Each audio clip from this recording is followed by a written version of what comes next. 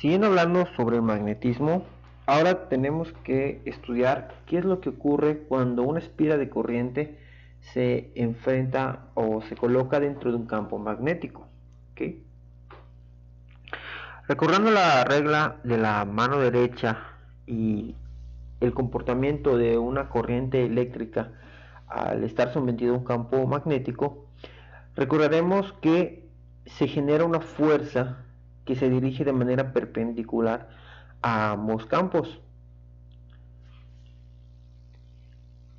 Pero en el análisis anterior nos limitábamos a un solo alambre o a un solo conductor. Ahora vamos a averiguar qué es lo que ocurre cuando este conductor da la vuelta y sigue estando dentro del campo magnético.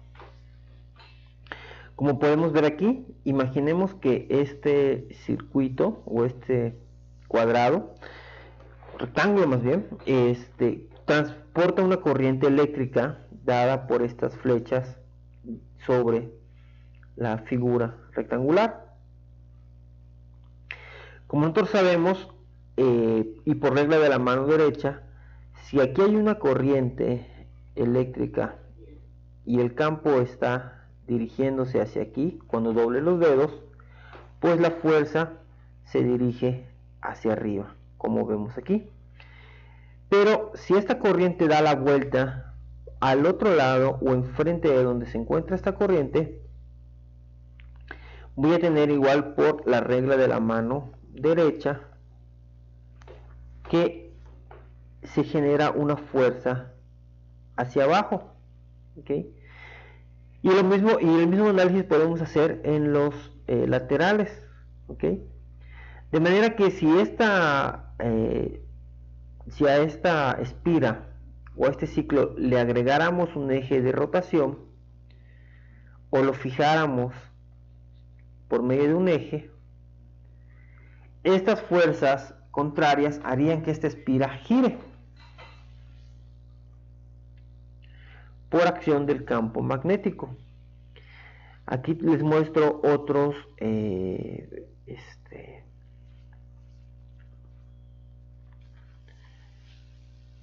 diagramas que muestran este comportamiento. ¿Okay? Aquí, por ejemplo, podemos imaginar que hay una corriente eléctrica girando a través de esta espira y estas fuerzas van a hacer que gire la misma. ¿Okay? De manera que cuando gira, si se dan cuenta, cuando este lado está aquí, la corriente eléctrica ahora se avanza hacia el otro lado. Por la regla de la mano derecha, ahora vamos a tener que la fuerza que se ejerce cambia de dirección. ¿Okay? Y lo mismo podemos ver aquí en esta espira.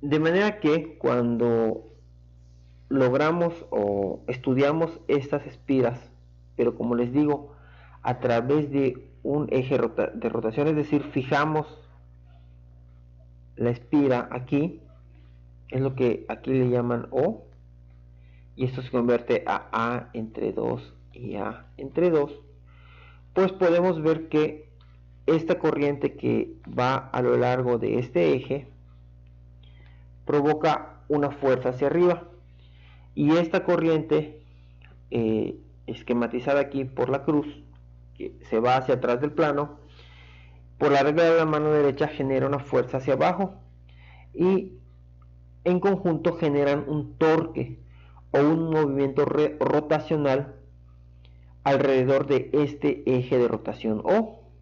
¿Okay? Como recordaremos, la fuerza o el torque que se genera es igual a la fuerza por la distancia o el brazo de palanca. De manera que para la fuerza 1 vamos a tener que el torque va a ser igual a la fuerza 1 por la distancia A entre 2. Y la fuerza 2 va a generar igual un torque igual a la distancia por la fuerza 2. Recordando que las otras fuerzas electromagnéticas se pueden calcular como el campo magnético por la intensidad y en este caso por la longitud del, pues del brazo de la espira, ¿ok? Pues en este caso la longitud es V, de manera que ambas fuerzas electromagnéticas, al ser una espira simétrica, pues se calculan como VI, V minúscula, por el brazo de palanca. Y esto nos da en total que el torque máximo de giro que se genera en esta espira va a ser igual al campo electromagnético por la intensidad de corriente por las dimensiones de la espira, base por altura. Si recordamos que esta base por altura pues es igual a un área, ¿ok? Es el área de esta espira, pues entonces el torque máximo simple y sencillamente va a ser el campo magnético por la intensidad de corriente por el área del plano de la espira, que dependiendo de sus magnitudes. Aunque esta ecuación se generó para esta espira rectangular, al nosotros convertirlo por el área, entonces esto puede aplicar para cualquier tipo de espira. Es decir, yo podría poner aquí un círculo a través de un eje de rotación y el avance de una intensidad de corriente aquí también generaría este torque, ¿okay? Entonces, solo que en este caso el área estaría dado por pi por radio al cuadrado. También podría aplicar para una espira, por ejemplo, triangular, ¿okay? O un rombo, también sería posible, ¿okay? Siempre y cuando apliquemos el área de la figura geométrica que tenga la bobina.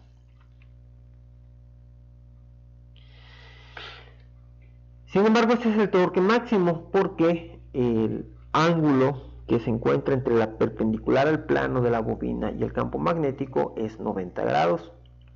Sin embargo, el mismo giro va a hacer que ese ángulo varíe, ¿okay? Aquí el campo magnético y la perpendicular del plano de la espira forman un ángulo de 90 grados, pero conforme va girando ese ángulo va disminuyendo, de manera que el torque en cualquier momento del giro se puede calcular como el campo magnético por la intensidad por el área de la espira por el seno de teta, donde teta de nueva cuenta es la dirección del campo magnético con respecto a la perpendicular del plano de la espira.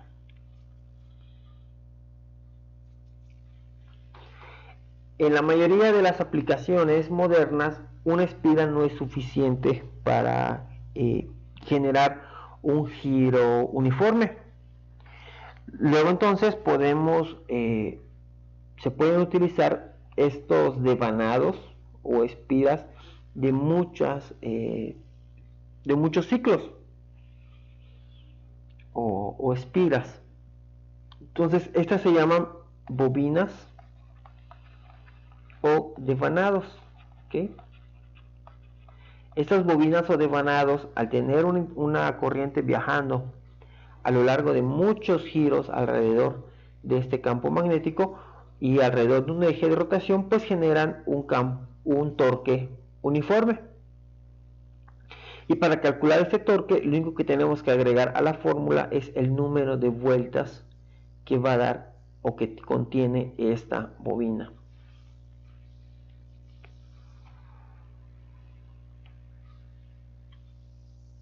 En general, a este conjunto de variables de la intensidad por el área por el número de espiras se le conoce como momento magnético. De manera que el torque se puede reducir a el momento magnético por el campo magnético por el seno de teta. De manera que este torque o este momento magnético se puede ejemplificar o esquematizar como un vector que es perpendicular al plano de la bobina.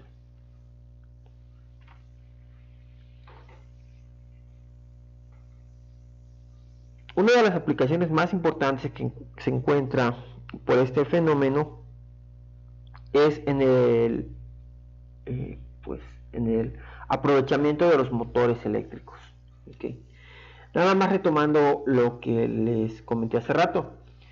Cuando yo tengo una espira que tiene una corriente y esta gira, al momento de girar la dirección de la corriente se invierte. ¿Okay? Porque sigue estando en la misma dirección en general, pero con respecto al imán, pues ahora gira o viaja al revés, de manera que el torque también se invierte. Y entonces tendríamos, si se manejara así, pues un ir y venir de esta bobina. Lo que se hace en los motores eléctricos para aprovechar esta propiedad, pues bueno, uno es utilizar un motor de corriente alterna. Como recordarán, un motor de corriente alterna lo que hace es invertir la polaridad del campo eléctrico y por tanto se invierte la dirección de la corriente en un número determinado de ciclos por segundo. De manera que si esto estuviera en corriente alterna, al dar la vuelta e invertirse la polaridad de la corriente alterna, pues la dirección de la corriente seguiría siendo la misma, ¿ok? Y al seguir siendo la misma, a pesar de haber dado la vuelta, generaría que las fuerzas se mantuvieran en el mismo sentido, y entonces lo que puedo lograr aquí es un giro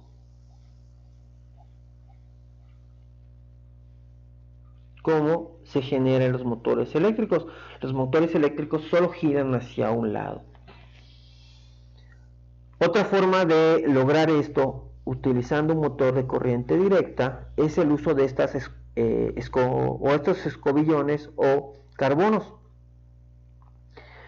Es decir, aquí se conecta la corriente eléctrica a estos cojinetes, y en estos cojinetes hay un carbono de grafito que de alguna manera va a alimentar a la bobina, y cuando la bobina da la vuelta, ahora esta punta va a topar con el lado positivo y esta punta con el lado negativo, de manera que se sigue la misma dirección de la corriente, y esto va a generar un giro continuo. Sin embargo, realmente en las aplicaciones industriales importantes, una sola espira es insuficiente, por eso necesitamos la fórmula con n espiras. De manera que los devanados son de este tipo. ¿Okay? Aquí lo importante, en lo que nos vamos a fijar ahora, por el momento, es en el rotor, en la parte interior. Podemos ver que este rotor tiene un número bastante grande y no calculable a simple vista de vueltas de la espira o de la bobina alrededor del cuerpo del rotor. Y lo que ustedes ven aquí es, bueno, aquí están las entradas de los carbonos, ¿okay? Y lo que ustedes ven aquí es una sección de donde están las bobinas o las espiras no continua, de manera que cuando esto gira,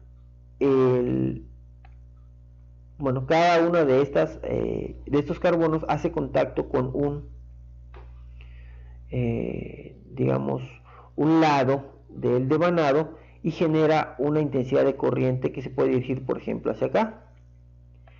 Pero al girar por este efecto del torque, va a hacer contacto con el siguiente devanado, de manera que se invierte la polaridad y seguimos alimentando a la intensidad de corriente en la misma dirección y generando el torque en la misma dirección. Y con ello logramos que el rotor gire indefinidamente mientras estemos alimentándolo con corriente eléctrica, ya sea directa o alterna. Nada más de eso va a depender de la existencia o no de estos cojinetes y estos carbonos para la inversión de polaridad, que en la corriente alterna se da de manera pues natural. Otro uso importante de este efecto es cuando hablamos de los altavoces.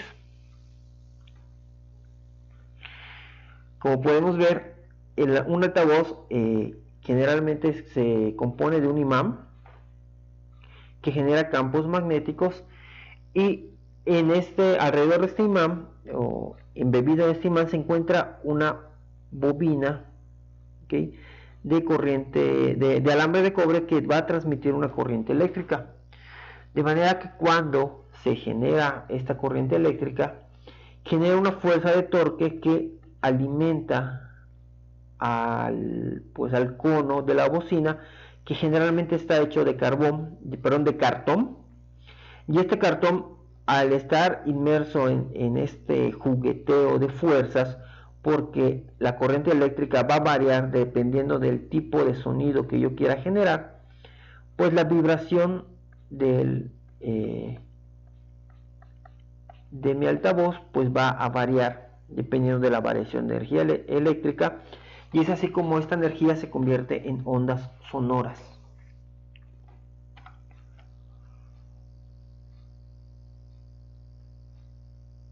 Eso es todo por este video. Les veo en el siguiente. Muchas gracias por su atención.